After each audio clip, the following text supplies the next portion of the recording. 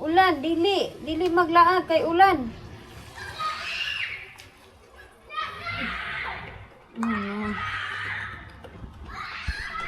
Mention ko 'di ba sa inyo yung problema namin dito. Tapos bigla ang may nanawag sa akin. Grabe yung kaba ko talaga kay, hello? Can I speak? Can I speak to your mom? Kay akala nila ang nagsagot is si Jessica. Nga, di ko talaga in-expect yung tawag. Akala ko natapos na lahat yung mga kaso-kaso ko. Yun yung nasa isip ko talaga na lahat natapos na. Wala na akong iisipin. Nawagan na naman ako. Ano siya, number siya na hindi ko kilala yung number na yun. Tapos pag-ring, sinagot ko, sabi ko, hello? Sabi, can I speak to Elgin? I said, yes. Can I speak to your mom? Sabi, aboy, kay kinabahan na naman ako. Sabi ko, ito na yung sinasabi ng aking friend na once ma-involve yung mga polis, mayroong tatawag na naman sa akin na social services, parang sa atin mga DSWD dyan sa Pilipinas. Unsa man, kailangan ko magluto, nag-performance na naman si Dudong. Nito siya, oh. Nanginig talaga ako sa mga lahat ng pangyayari. Magluto muna ako ng adobo. As in, yung anxiety attack ko, nag-attack na naman sa akin. Sige po, gilak po. Na, ang dami nating gagawin. Unya, ikaw po, magilak-hilak. Siguro na, Jessica kasi ang ingay-ingay niya kanina. Natulog yan siya. Biglaan siyang nagising kay yung ate niya. Grabe ang ingay. Pumasok dito.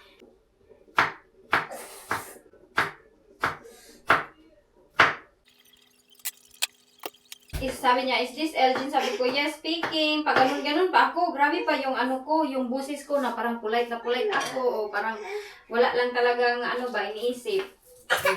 Kay, akala ko talaga, na-release naman ako sa kulungan. Naghilak na naman siguro. Diba, na-release na ako sa kulungan. Akala ko natapos na talaga lahat ng mga kaso-kaso. Akala ko tapos na siya. So sabi ko sa isip ko, tapos na yung aking kaso. So, okay na ito. Teka lang yun.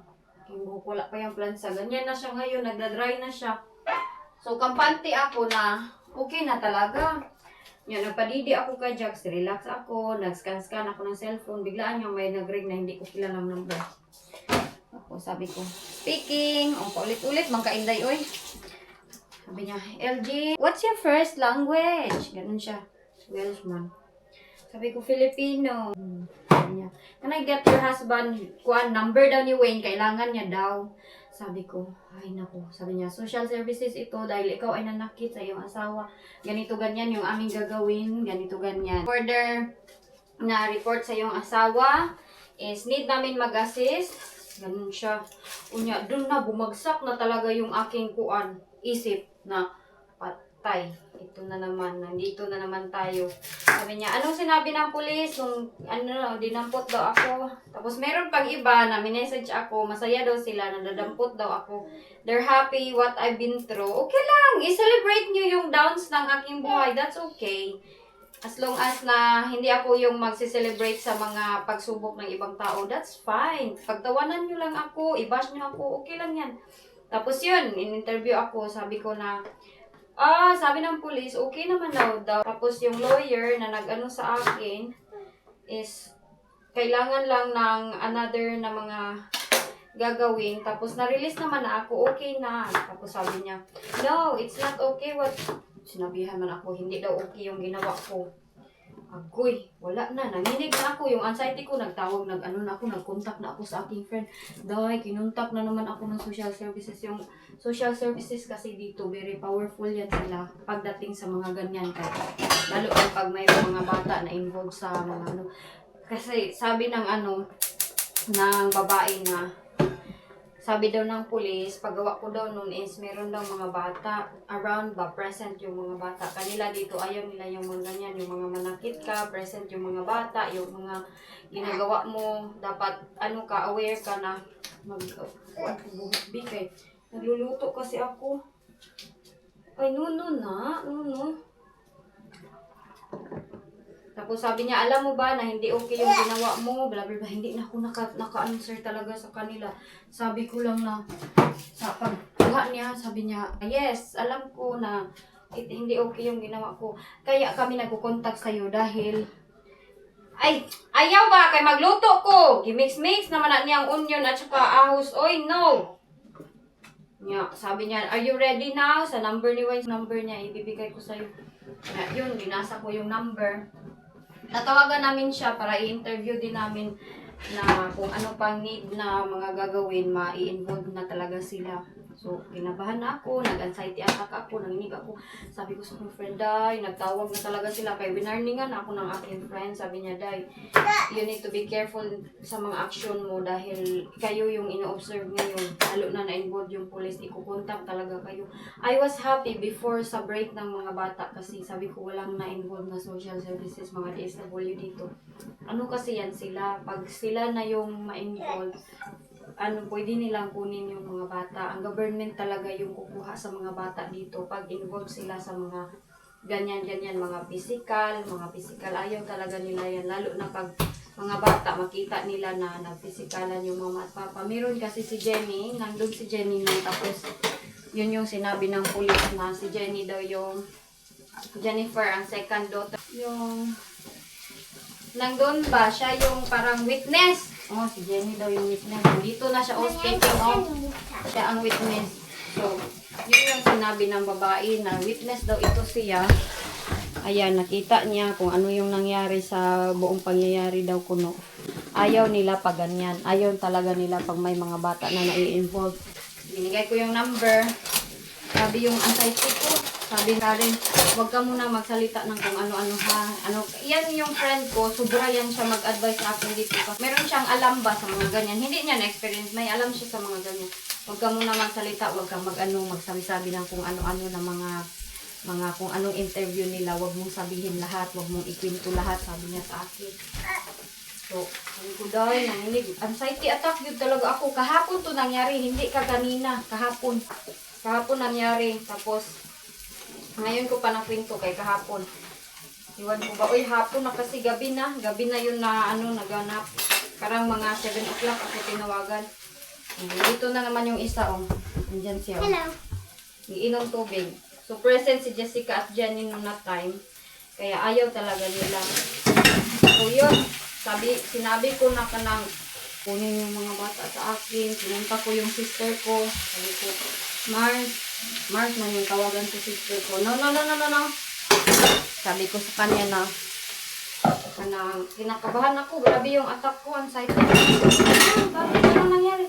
Tinawagan talaga ako ng social services. Akala ko talaga okay na ba? Yung social services na sa atin, parang yung mga DSWD dyan sa atin na mag-rescue sa mga bata na na-abuse, na violente yung mama at papa, ganun. Sabi kasi ng aking friend na talaga kanang pag-involve yung pisikalan, kukunin talaga nila yung mga bata. Ayaw kasi daw nila ng mga ganyan, yung physical abuse, diba? Pero hindi ko naman sinakpan yung mga bata. Yung diba yung nakwento ko, yung papa nila, yung sinapak ko dito sa ulo.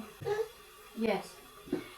Yun na, sabi ko na sana hindi nila kunin yung mga bata. Kaya pag serious kasi na ganyan, once na mag-interact na yan sila, doon na, tapos pupuntahan ka dito sa bahay, interview ka everyday. So today, parang nag-relax ako ba na, mag-alaga na lang ako sa aking sarili, maligo ako, mag-contact lens, mag-alagay sana ako ng pilik mata, pero hindi na. Bukas na ako maglagay-lagay niyan.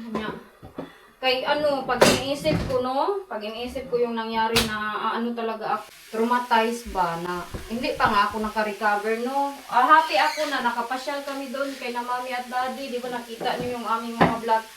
Nagpasyal kami doon, happy ako, medyo nakalimutan ko yung mga trauma ba sa aking mga ginagawa sa aking sa mga nangyari, nakalimutan ko yung mga trauma.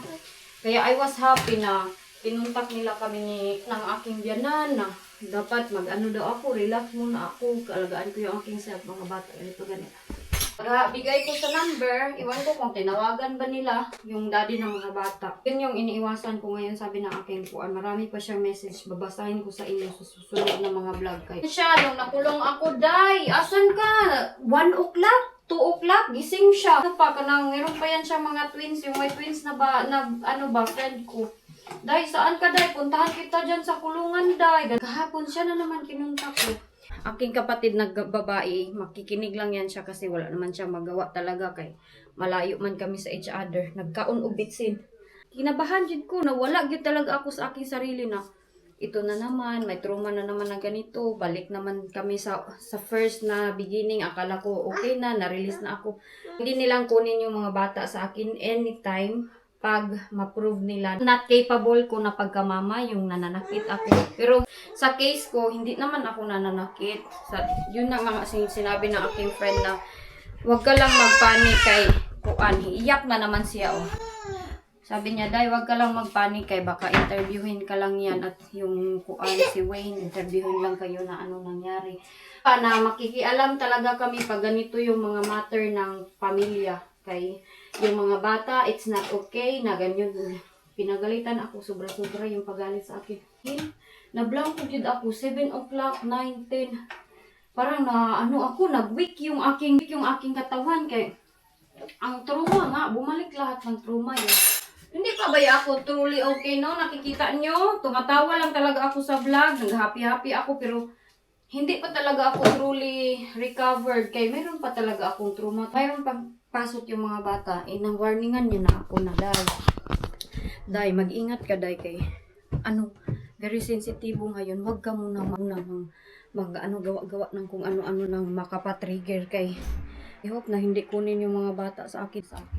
Uy, grabe, uy, sabi ko, Day, uy, nag-anxiety na naman po na siya. Na-anxiety attack na naman ka, mabughat. Kanina nga, ganun ako ba, nag-spit. Maraming dugo yung nakita sa aking spit. Yung pinicturan ko kanina, sobrang dami ng dugo. Parang overstress siguro to. Iwan ko na, trauma talaga ako sa mga kasalanan ko man din. Oh, yung mga comment ng iba, kasalanan mo yan, kaya nakulong ka, kaya nag-report. As long as bahala na yung kasalanan ko ba hindi? Oh, mag-make up ako,